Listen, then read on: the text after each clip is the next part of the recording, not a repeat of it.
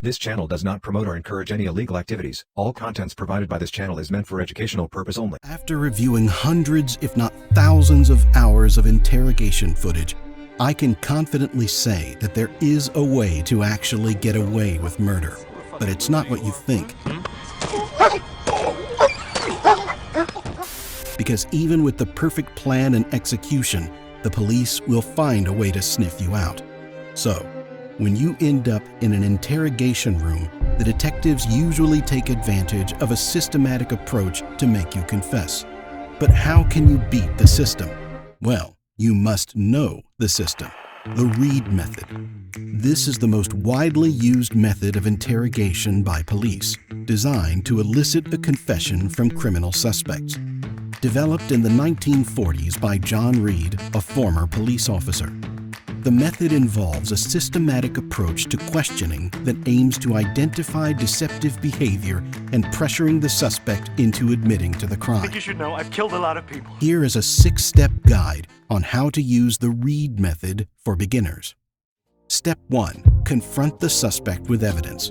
Start by confronting the suspect with evidence that links them to the crime. This evidence needs to be strong and convincing, but it does not have to be real.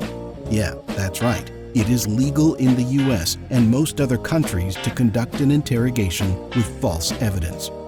Step 2. Develop a motive. Develop a motive that explains why the suspect committed the crime you are accusing them of. It's crucial that the motive is based on the subject's personality and history. Step 3. Interrupt any denials.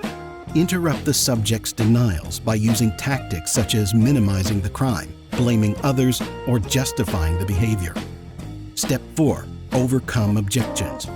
Overcome any objections that the suspect may have to the motive by using empathy, understanding, or appealing to their conscience.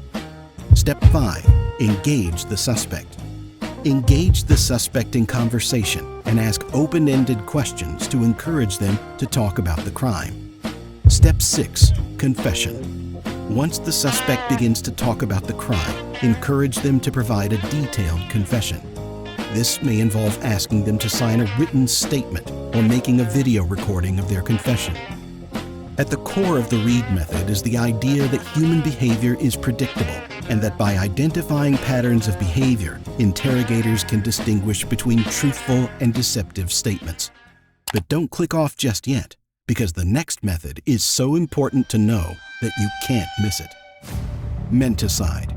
Now I'd like to focus on the more gruesome aspects of interrogation. There is an interesting book called The Rape of the Mind by Dutch psychoanalyst Joost Meerloo. This book received wide attention because it dealt with totalitarian applications of brainwashing techniques during the Korean War. This book explains how scientific brainwashing is done and argues that hardly anyone can resist the techniques described in the book. Meerloo focuses on mental coercion and torture at an individual level, discussing the techniques used to yield false confessions from prisoners of war. Under the continual strain of these techniques, anyone's limit can be reached. The idea that we can endure torture is a delusion.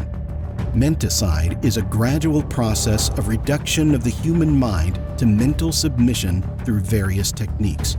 The process typically involves 4 broad stages as outlined by psychiatrist Joost Meerloo.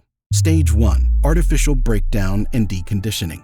This stage is designed to weaken the prisoner's ego through a variety of means, such as physical threats, humiliation, loneliness, isolation, and embarrassment. The aim is to break down the prisoner's sense of self and create a state of vulnerability. Stage 2. Positivity. In this stage, the prisoner is exposed to a positive encounter with the enemy, often resulting in a sudden unconscious surrender. The prisoner loses conscious control and becomes more susceptible to the captor's demands. Meerloo describes this stage as a menticidal hypnosis, induced by a combination of fear, time, and continuous pressure. Stage 3. Reconditioning. This stage involves reconditioning, a process of symptomatic indoctrination aimed at instilling the captor's beliefs or ideology into the prisoner's mind. The victim is helped to rationalize their new way of thinking, making it easier for the captor to control their behavior. Finally, Stage 4. liberation. The hypnotic spell is broken, but this often comes with the spells of crying, depression, and guilt. The prisoner is left with the task of rebuilding their sense of self and coming to terms with the trauma they have experienced. Overall, the process of brainwashing is a dark and deeply unsettling practice that has been used to control individuals and groups throughout history. Understanding its mechanisms and effects is crucial to protect ourselves and others from insidious power. So, if you find yourself in an interrogation room accused of a crime you didn't commit, what can you do to resist the manipulative tactics used by interrogators? The answer is simple. Don't talk. That's right. Just stay completely quiet and don't answer any of their questions. It may seem like a difficult task, but it could be the difference between a wrongful conviction and your freedom. You may be thinking, but I need to defend myself. I need to tell them the truth. However, as a police officer would tell you during an arrest, everything you say can and will be used against you. And that is absolutely true. Anything you say can potentially harm you. In fact, nothing you say can actually be used to help you. So it's best to stay silent and ask for a lawyer. The reality is there's two groups of individuals out there. There are those who are sophisticated enough to understand how the American criminal justice system works. This includes, by the way, every defense attorney, every prosecutor, every police officer, every judge, and all of their children and nieces and nephews. Those people never talk to the police, period. And then there's this other group that waives the right to remain silent and does talk. And that group includes a lot of guilty people and a lot of innocent people, but all they have in common is that they don't know how the system works. But although the police won't think you look guilty, they will pretend that they think that, because they know that's how you think. While the techniques used by police and the military to manipulate suspects into making false confessions are popular in the US, several European countries have banned some of these techniques.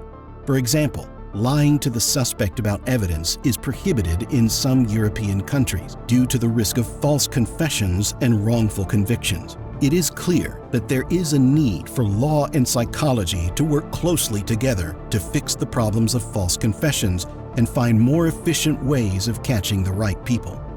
Hopefully, this trend towards more ethical and fair interrogation techniques will spread to other countries, leading to a more just and legal system for all.